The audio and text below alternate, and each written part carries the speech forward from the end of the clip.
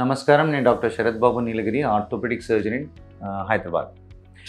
ఈరోజు plantar fasciitis అనే condition గురించి మనం చర్చిద్దాం.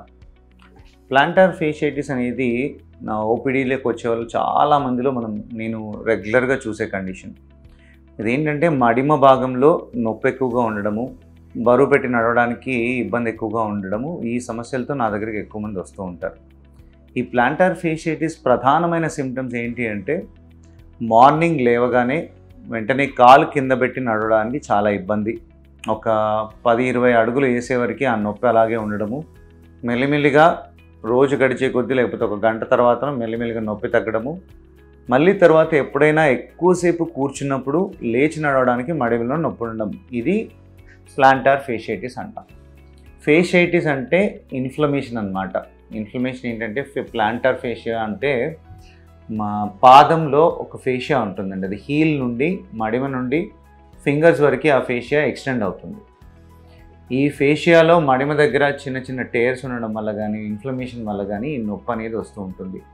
ఇది ప్రధానంగా ఎవరిలో ఎక్కువ చూస్తుంటామంటే ఎవరికైనా చిన్న దెబ్బలు తగిలినప్పుడు కానీ, థైరాయిడ్ సమస్యలు ఉన్న వాళ్ళలో కానీ, లేదు ఫుట్వేర్ యూస్ చేయని వాళ్ళల్లో, లేదు ఏదైనా రాంగ్ ఫుట్వేర్, సరిగా సైజ్ తప్పున్న ఫుట్వేర్ కానీ, చాలా ఫ్లాట్ ఫుట్వేర్, హార్డ్ ఉన్న ఫుట్వేర్ యూస్ చేసినప్పుడు అలాంటి వాళ్ళల్లో ఈ సమస్యని ప్రధానంగా చూస్తూ ఉంటాం. దీనికి సమస్య వచ్చినప్పుడు దీనికి తీసుకోవాల్సిన జాగ్రత్తలు ఏంటి అంటే, పొద్దున లేవగానే మన కాలు కింద పెట్టకముందే దానికి ఫుట్ మసాజెస్ చేసుకోవడము, అండ్ స్ట్రెచెస్, ఫేషియా స్ట్రెచెస్, ఇంకా యాంకిల్ ఎక్సర్సైజెస్ రెగ్యులర్గా చేసి ఆ తర్వాత పాదం కింద పెడితే కొంచెం నొప్పి తగ్గడానికి అవకాశం ఉంటుంది. ఈ ప్లాంటార్ ఫేషియటిస్ గురించి దానికి ప్రత్యేకమైన ఎక్సర్సైజెస్లు ఉంటాయి, అవి రెగ్యులర్గా చేస్తూ ఉండాలి. అండ్ ఇంకా తీసుకోవాల్సిన జాగ్రత్తలు ఏంటి అంటే సాఫ్ట్ సోల్ ఫుట్వేర్, మెత్తటి చెప్పులు వాడటం.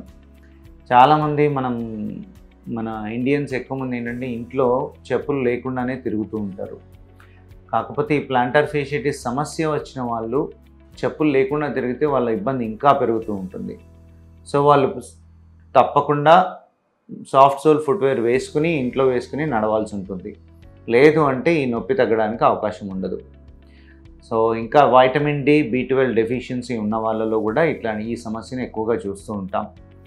సో ఈ ప్లాంటార్ ఫేషియటిస్ వచ్చిన తర్వాత ఎక్సర్సైజెస్, ఫుట్వేర్ మాడిఫికేషన్తోనే 90% మందికి ఈ ప్రాబ్లం అనేది తగ్గుతూ ఉంటుంది.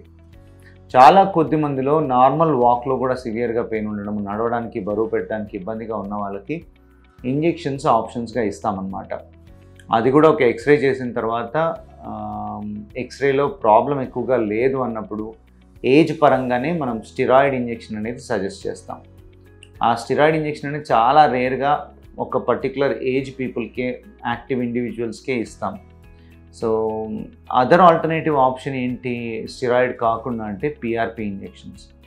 ఈ ప్లాస్మా ఇంజెక్షన్ని ఎక్కడైతే నొప్పి ఎక్కువగా ఉందో అక్కడ ఇంజెక్ట్ చేయడం వల్ల ఈ ఫేషియల్ హీల్ అవ్వడానికి ఛాన్స్ ఎక్కువగా ఉంటుంది. తర్వాత ఇది మళ్ళీ రికర్ అవ్వకుండా ఉండడానికి, మళ్ళీ రాకుండా ఉండడానికి అవకాశం ఉంటుంది అన్నమాట.